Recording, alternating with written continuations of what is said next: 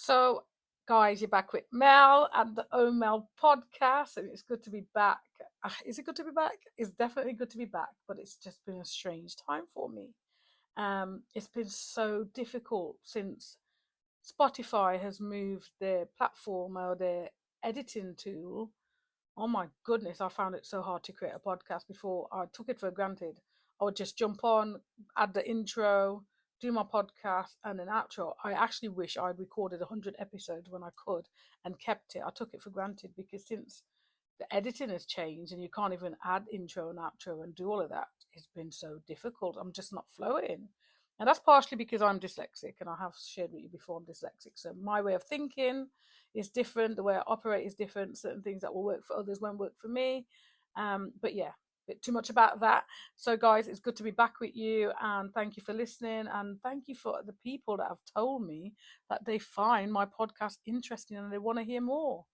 You know what? That low self esteem and insecurity needs to go. I bind it in the mighty name of Jesus. I rebuke it. I cast it away from me because I sit at home sometimes. I'm thinking, oh, nobody needs to hear what I've got to say. It's not important.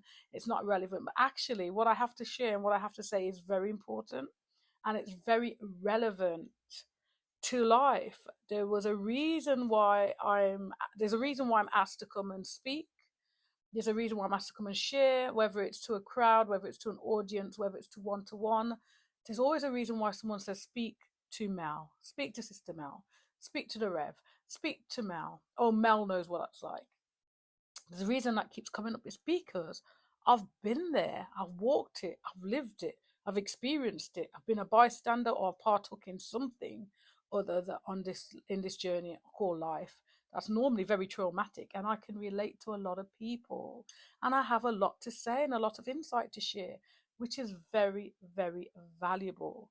And the best thing about the podcast is it's free information and insight that's being shared, and it's also another way to vlog, blog, and journal some of these amazing, insightful, traumatic insights that I've experienced. And I also want to share some of the stories, some of the goodness of God, some of the miracle signs and wonders that I've witnessed. And I've decided I'm just going to do my podcast, record when I can, and upload when I can, whether it's a long episode, a short episode. I've got to keep it going.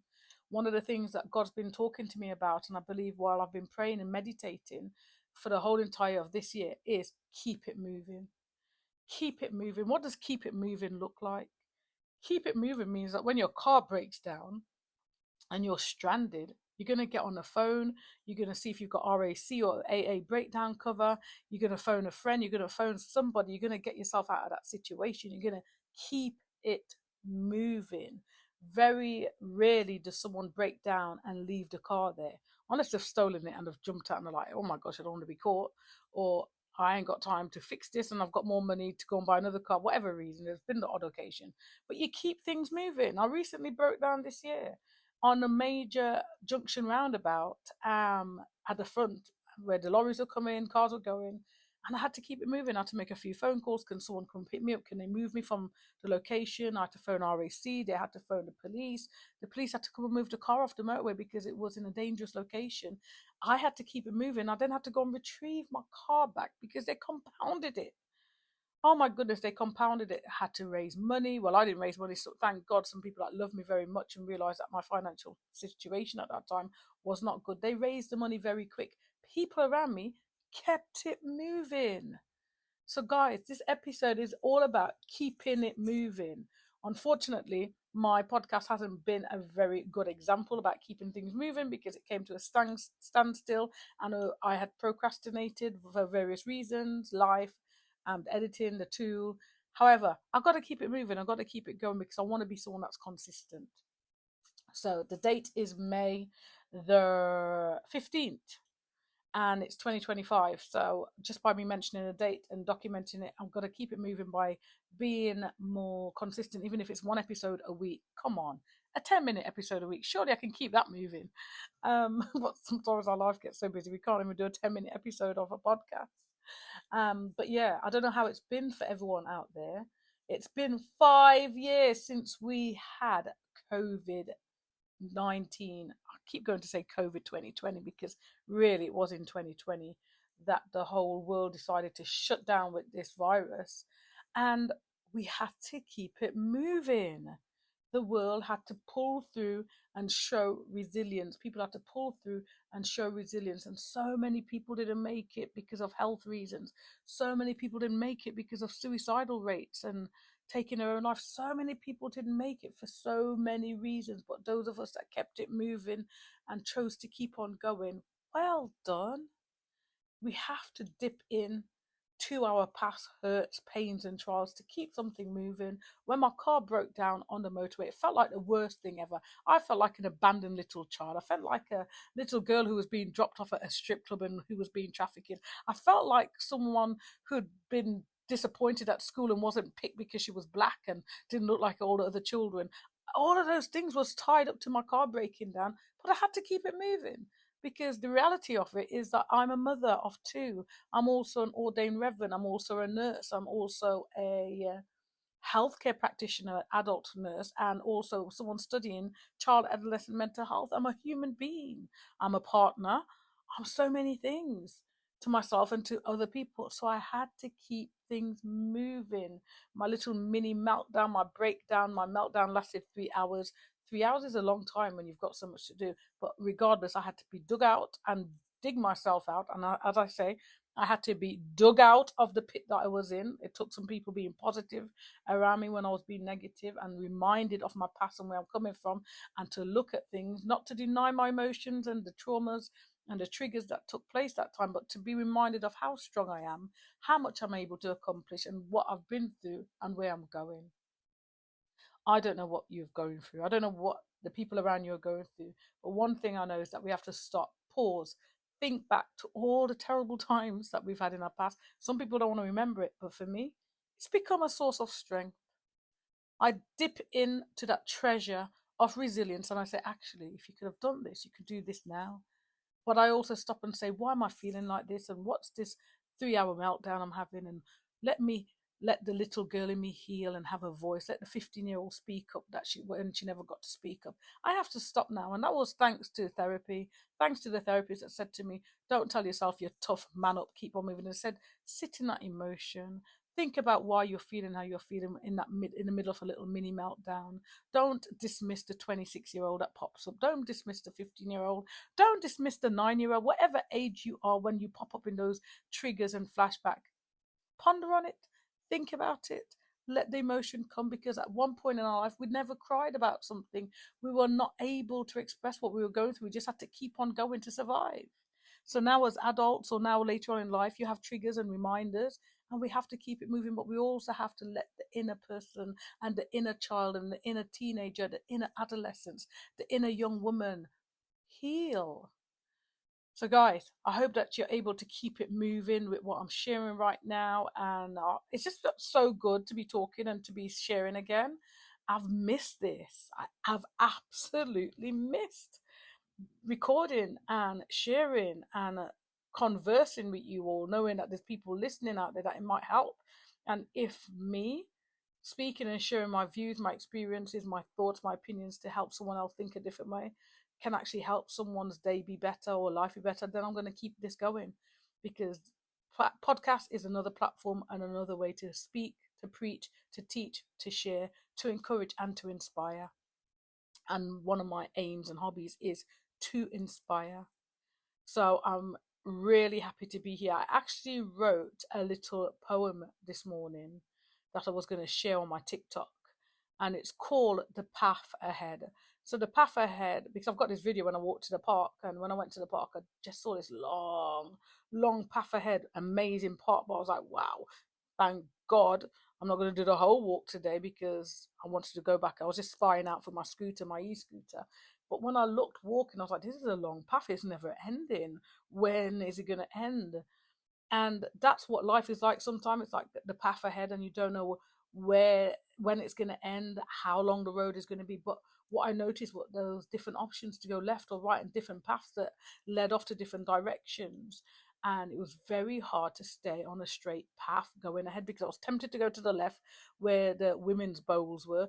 I was tempted to go to the right where it looked more scenic and some more woods and some more trees. I was tempted to go to the second left and to the right a bit because there was a paddling pool area with a calf. But then further ahead, there was another calf. Oh my gosh. And that's how it is in life sometimes. We've got this path ahead that we're walking on, and sometimes it looked busy, sometimes it looked quiet, sometimes other people were there running on their bikes, walking their dogs, sometimes it was just me just walking, and I was like, am I the only person in this park? And that's how you feel in life. But one thing I do know, and we go back to keeping it moving, is that I had to keep on moving in order for me to get back to my friend's flat where I was staying, because there's no way that I was going to get back. So it's the same with life. When you're on this path, you've got to keep it moving, because you've got to get to your destination. You've got to get to your location. You can't just stop. And sometimes we may steer off the path that we're on and take the left or take the right or take the second left because of the temptations, trials, obstacles, or distractions. However, keep it moving. And the poem went something like this: sometimes the path ahead looks quiet. Sometimes it feels like I'm walking alone. But I'm reminded, trust in the Lord with all your heart and lean not on your own understanding. In all of your ways acknowledge him, and he shall direct your path. So I keep walking, not by sight, but by faith, because I know if God goes before me, no path is ever wasted and no step is ever lost. Even when I don't understand, I trust the one who does. He's leading me, and I will follow.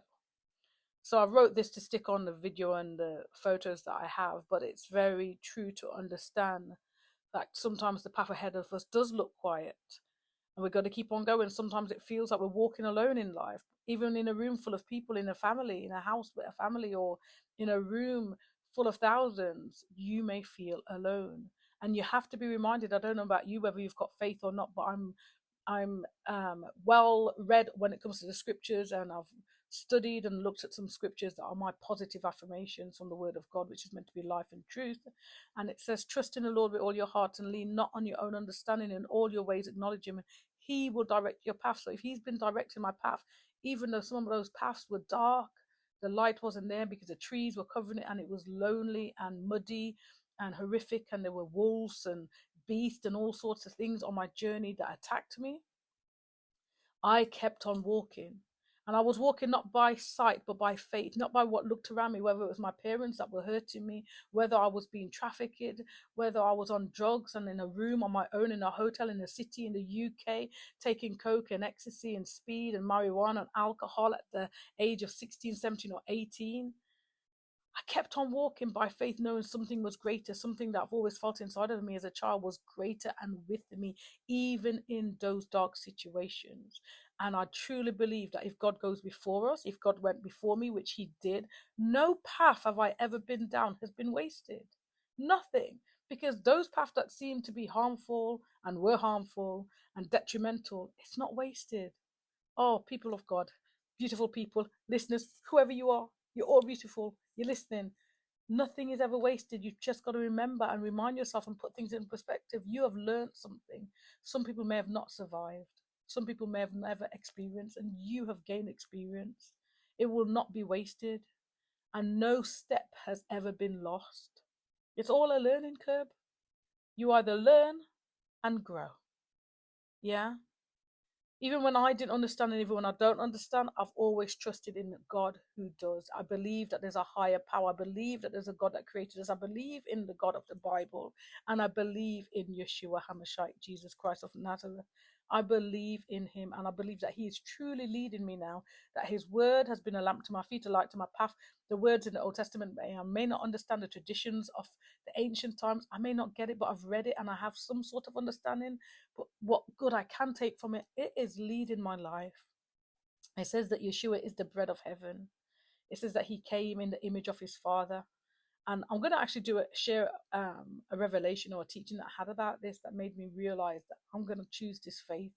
And I'd rather have this faith and choose something than have nothing, because I've got more to gain than to lose. And I believe that wherever he's leading me, I will follow, including with this podcast. Yeah. I wouldn't be doing this podcast if people that know me know that I don't like public speaking. I don't like talking much. But look, I mean, chatting and chatting and chatting and chatting and chatting 14 minutes. And obviously I like to talk. So there's something there that's been a battle, but God knows that I would do whatever He's called me to do. And if this podcast, OML, is one of them, then we're doing it. The other thing I received today was a message after I shared some of my photos from my past. And the text reminded me of why I have the title of my podcast. Let me see if I can find it. It was, it was the person said, "Oh, Mel, it's sad to know that this is what you've gone through. Hold on, I sent some photos." And it was to do, I'd just recently come back from the NSPCC training or conference day. And I shared some of my personal photos of me as a child, of my sister, of different things, of my family, with one of the people that I volunteer under. And I said, it's actually good to have photos and evidence that tells a story. And one day it shall be used in the book once I've finished writing it. And their response was, "Oh, Mel, it's hard to see these and know that what's going on behind the camera. You're so much more than what they made you feel. Lotus flowers grow from mud, and you've absolutely grown into someone beautiful from people and circumstances so terrible. Bless you, lovely." And this is from the beautiful, beautiful Lucy, and I'm so blessed I've met her. And when she said OMEL, OHMEL, I was like, this is why I named my podcast OMEL, because it was the response I've always had from people. "Oh, Mel, I can't believe you went through that. Oh, Mel, this is terrible. Oh, Mel, how did you survive? Oh, Mel. Oh, Mel, someone needs help. Oh, Mel, can you speak to someone? Oh, Mel, I've recommended you." It kept going, "Oh, Mel, oh, Mel, oh, Mel." Hence why we've got the podcast, "Oh, Mel." And I'm now saying to myself, "Oh, Mel, keep it going, keep it moving," because someone needs to hear what I've got to say and I've got to share it. And time on this earth is going so quick. It's already May. Before we blink our eyes again, it's going to be December, and then another year and another year. And one day we're going to have to depart this earth. So if I can do what I can, and if I'm my own delay, I need to step out the way and keep it moving. I say when I go back to God, I don't want to go back full. I want to go back empty. I want to deposit everything into this earth realm that I was sent down here to deposit. I don't want to go back full. No way. So if the podcast is one of the things that I need to invest in and the time that I need to share and have a platform where I can share my insights and my experience, then I've got to keep it going. But guys, I want to say thank you to listening to the OML podcast. And I'm glad that I'm back, and I'm back with some energy and enthusiasm, because it's no longer going to be hard for me, because I'm going to do it with or without the intro. I'm uploading. And if you're listening, I'm going to keep on uploading. But thanks for listening to the OML podcast. Be blessed, and I'll speak to you soon.